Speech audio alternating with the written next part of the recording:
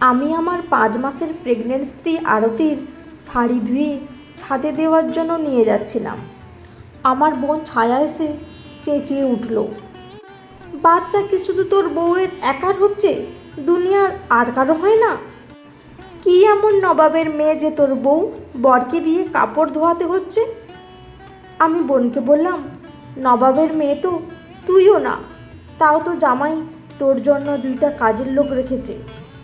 আমার যখন সেই সামর্থ্য নেই, আমিই করছি। যা যা কর বউয়ের কাজ, বউকে শোকেসে তুলে রাখ। আমি আবার হেসে বললাম, পারলে তো রাখতাম, যেমন করে তোকে রেখেছিল মা। মা তো নেই, আর ওর মাও নেই, তাহলে কে রাখবে বল? তোরও তো সে সময়ও নেই। আমি কি তোর বউকে কোনো অপূর্ণ রেখেছি? সব তো দিচ্ছি। তাহলে ওর জন্য থাই স্যুপটা বানিয়ে দে না, আমি যাওয়ার আগে খাইয়ে দিয়ে যাই। আমার কথায় বোন রেগে স্যুপের প্যাকেট নিয়ে ওর কাজের মেয়েকে দিয়ে ওর রুমে গিয়ে দরজা বন্ধ করে দিল। বন্ধ করার আগে বলল, আমরা যেন মা হইনি, এমন বেড রেস্ট আমাদের তো কোনো ডাক্তারই দেয়নি। আমি আকাশ, আমার মা বাবা নেই। আমার স্ত্রী আরতিরও মা নেই, বাবা আছে, তাও অনেক অসুস্থ। আমি বোনের সাথে থাকি। যেহেতু আমি সারাদিন বাইরে থাকি, তাই বোনের কাছে রাখলাম আরতিকে। আরতির প্লেসেন্টটা নিচের দিকে থাকার কারণে ওকে বেড রেস্ট দেওয়া হয়েছে। কোনো ভারী কাজ করতে মানা করেছি।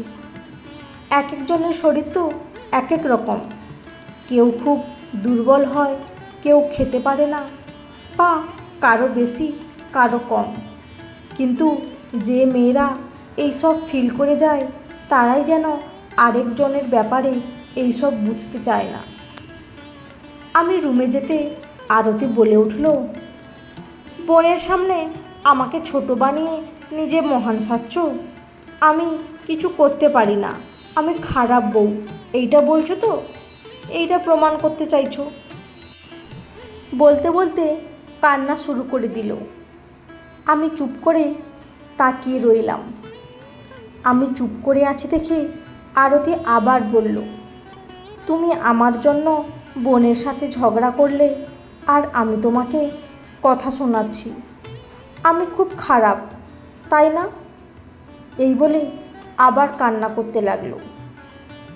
আমি জিভ বের করে ওকে একটা ভেঙচির মতো দিতে ও আবার হেসে উঠল।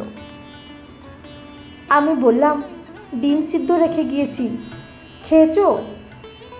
আরতি মুখ চেপে ধরে বাচ্চাদের মতো বলল, না না না।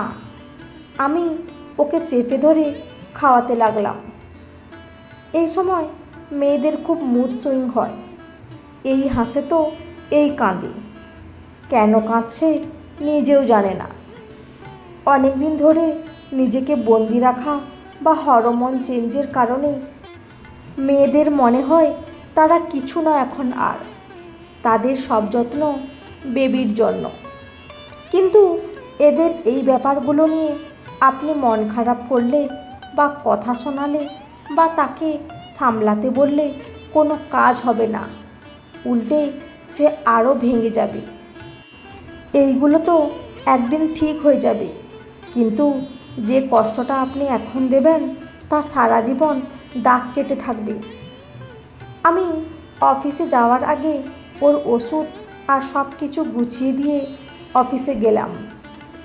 সন্ধ্যায় যখন ফিরলাম, দেখলাম ও ঘুমাচ্ছে। আমি ওকে জাগালাম না, কারণ আমি যখন রাতে আরামে ঘুমাই, সে 10 থেকে 12 বার উঠে উঠে ওয়াশরুমে যায়।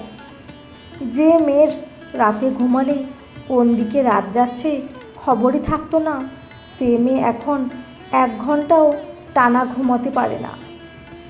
আমি চা বানিয়ে এনে বসলাম।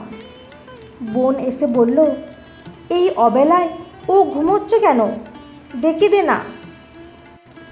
ওর যখন ঘুম আসছে ও ঘুমাক না, রাতে তো ঘুমোতে পারে না, তাই বলে ভর সন্ধ্যায় ঘুমাবে? বাচ্চার জন্য ভালো না। তুই ইকোনমিকে মাস্টার্স করেও এখনও এইসব মানিস? ওর সুবিধা মতো ও যত ঘুমাবে বেবিও রেস্ট পাবে। এমন না যে ও সারাদিন ঘুমোচ্ছে। আমরা তো মানছি, মানলে তো দোষের কিছু না। আমরা মানছি, আমাদের তো কোনো ক্ষতি হয় নাই। আমাদের কথার জন্য আরতি উঠে গেল।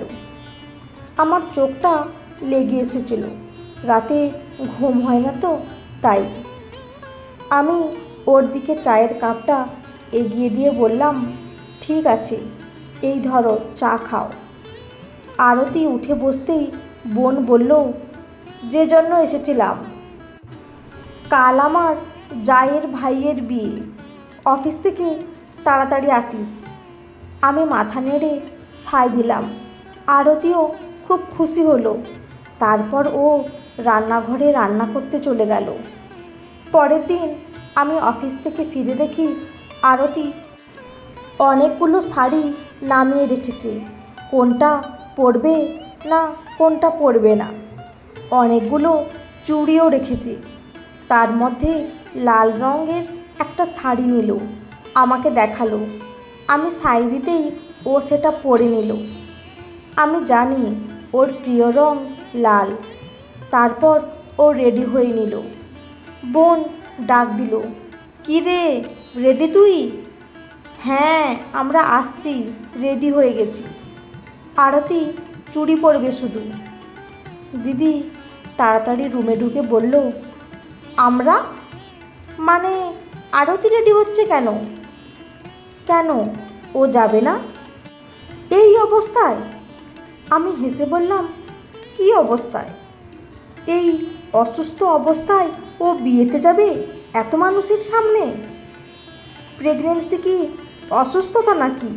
ওর ভারী কাজ করা বারণ, বেড়াতে যাওয়া না। আরতি কান্না কান্না চোখে তাকিয়ে আছে। চুড়ি খুলে রেখে দিল। মা নেই বলে কি বড়দের কোনো নিয়ম মানবি না? মানুষের চোখে পড়বে, ভালো না। তারপর লাল শাড়ি পরেছে। তোমাকে না আমি বলেছি এই সময় লাল রঙের কিছু পরতে না, বাচ্চার ক্ষতি হয়। আমাদের শেখানো হয়েছে।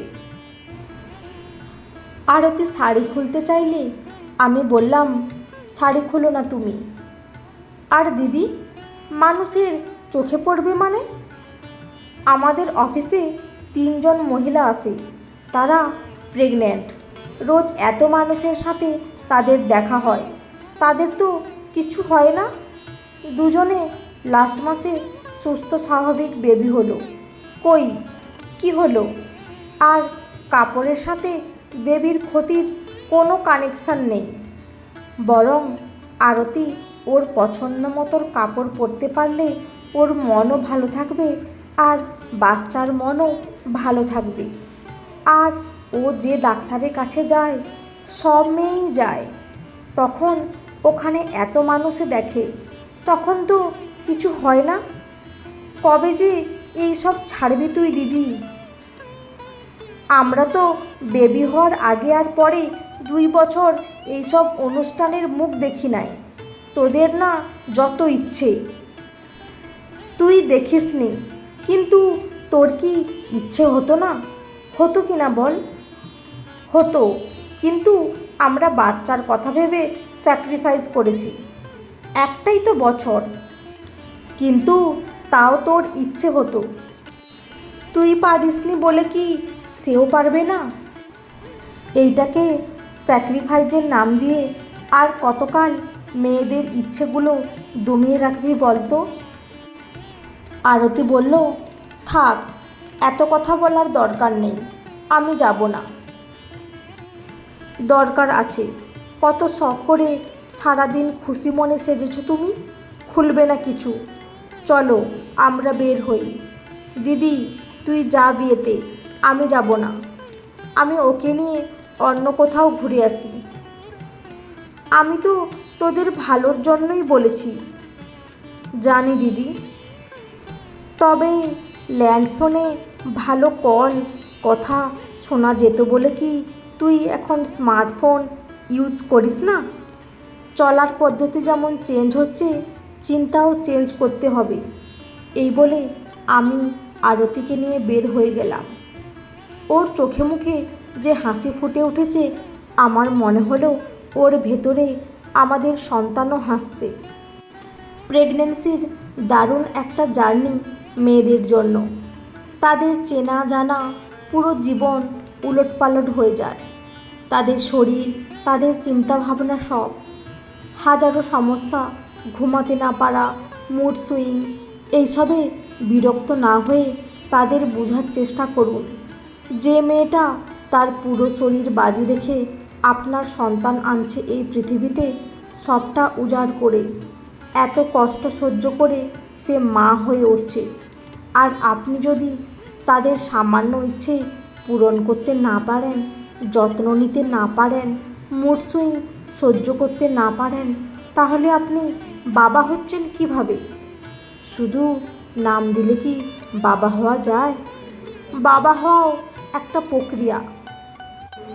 প্রেগন্যান্সি দুজনেরই মা বাবা হওয়ার সমান প্রক্রিয়া, সমান জার্নি। বন্ধুরা, আজকের গল্পটি কেমন লাগলো? যদি ভালো লেগে থাকে অবশ্যই একটি লাইক দিয়ে চ্যানেলটি সাবস্ক্রাইব করে পাশে থাকবেন। অসংখ্য ধন্যবাদ।